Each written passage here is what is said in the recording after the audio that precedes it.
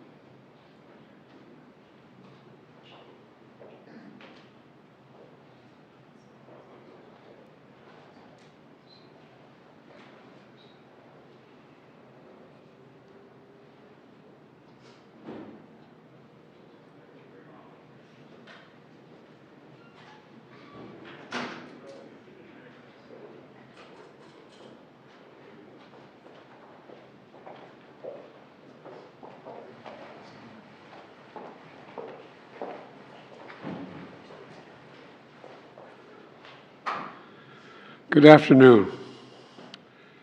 You know, there are moments in this life, and I mean this literally, when the pure, unadulterated evil is unleashed on this world. The people of Israel lived through one such moment this weekend. The bloody hands of the terrorist organization Hamas, a group whose stated purpose for being is to kill Jews. This was an act of sheer evil, More than 1,000 civilians slaughtered, not just killed, slaughtered in Israel. Among them, at least 14 American citizens killed. Parents butchered using their bodies to try to protect their children. Stomach-turning reports of babies being killed. Entire families slain. Young people massacred while attending a musical festival to celebrate peace. Women raped, assaulted, paraded as trophies. Families hid their fear for hours and hours, desperately trying to keep their children quiet to avoid drawing attention. And thousands of wounded, alive but carrying with them the bullet holes and the shrapnel wounds and the memory of what they endured. You all know these traumas never go away. There's still so many families desperately waiting to hear the fate of their loved ones, not knowing if they're alive or dead or hostages. Infants in their mother's arms, grandparents in wheelchairs, Holocaust survivors abducted and held hostage. Hostages whom Hamas has now threatened to execute in violation of every code of human morality. It's abhorrent. The brutality of Hamas, these bloodthirstiness brings to mind the worst rampages of ISIS. This is terrorism. But sadly, for the Jewish people, it's not new. This attack has brought to the surface painful memories and the scars left by a millennia of anti-Semitism and genocide of the Jewish people. So in this moment, we must be crystal clear. We stand with Israel. We stand with Israel. And we will make sure Israel has what it needs to take care of its citizens, defend itself, and respond to this attack. There's no justification for terrorism. There's no excuse. Hamas does not stand for the Palestinian people's right to dignity and self-determination. Its stated purpose is the annihilation of the State of Israel and the murder of Jewish people. They use Palestinian civilians as human shields. Hamas offers nothing but terror and bloodshed with no regard to who pays the price. The loss of innocent life is heartbreaking. Like every nation in the world, Israel has the right to respond, indeed has a duty to respond to these vicious attacks. I just got off the phone with a third call with Prime Minister Netanyahu, and I told him, the United States experience what Israel is experiencing, our response would be swift, decisive, and overwhelming. We also discussed how democracies like Israel and the United States are stronger and more secure when we act according to the rule of law. Terrorists purposely target civilians, kill them. We uphold the laws of war, the law of war. It matters. There's a difference. Today, Americans across the country are praying for all those families that have been ripped apart. A lot of us know how it feels. It leaves a black hole in your chest when you lose family. Feeling like you're being sucked in. The anger, the pain, the sense of hopelessness. This is what they mean by a human tragedy, an atrocity on an appalling scale. We're going to continue to stand united, supporting the people of Israel who are suffering unspeakable losses and opposing the hatred and violence of terrorism. My team has been in near constant communication with our Israeli partners and partners all across the region and the world from the moment this crisis began. We're surging additional military assistance, including ammunition and interceptors, to replenish Iron Dome. We're going to make sure that Israel does not run out of these critical assets to defend its cities and its citizens. My administration has consulted closely with Congress throughout this crisis. And when Congress returns, We're going to ask them to take urgent action to fund the national security requirements of our critical partners. This is not about party or politics. This is about the security of our world, the security of the United States of America. We now know that American citizens are among those being held by Hamas. I've directed my team to share intelligence and deploy additional experts from across the United States government to consult with and advise Israeli counterparts on hostage recovery efforts. Because as president, I have no higher priority than the safety of Americans being held hostage around the world. The United States has also enhanced our military force posture in the region to strengthen our deterrence.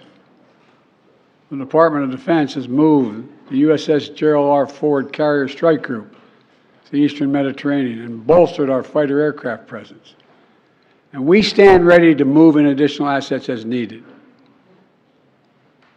Let me say again, to any country, any organization, anyone thinking of taking advantage of this situation, I have one word: don't. Don't. Our hearts may be broken, but our resolve is clear. Yesterday, I also spoke with the leaders of France, Germany, Italy, and UK to discuss the latest developments with our European allies and coordinate our united response. This comes on top of days of steady engagement with partners across the region.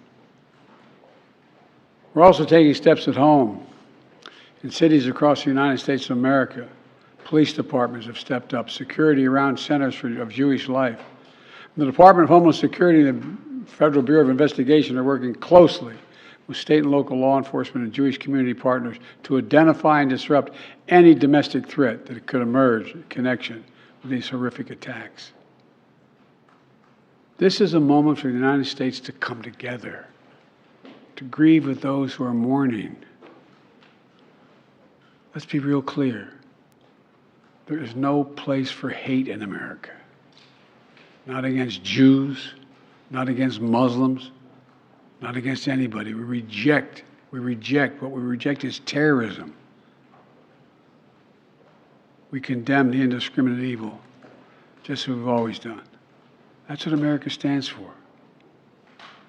You know, just over 50 years ago, I was thinking about it this morning, talking to the Secretary of State, the Vice President in my office. Over 50 years ago, as a young senator, I visited Israel for the first time as a newly elected senator. And I had a long, long trip, a meeting with Golda Meir in her office just before the Yom Kippur War. And I guess she could see the consternation on my face as she described what was being faced. They were facing. We walked outside in that sort of hallway outside her office to have some photos. She looked at me all of a sudden and said, "Would you like to have a photograph?" And so I got up and followed her out. We were standing there silent, looking at the press. She could tell, I guess, I was concerned. She leaned over and whispered to me, she said, "Don't worry, Senator Biden. We have a secret weapon here in Israel." My word is what she said. We have no place else to go. We have no place else to go.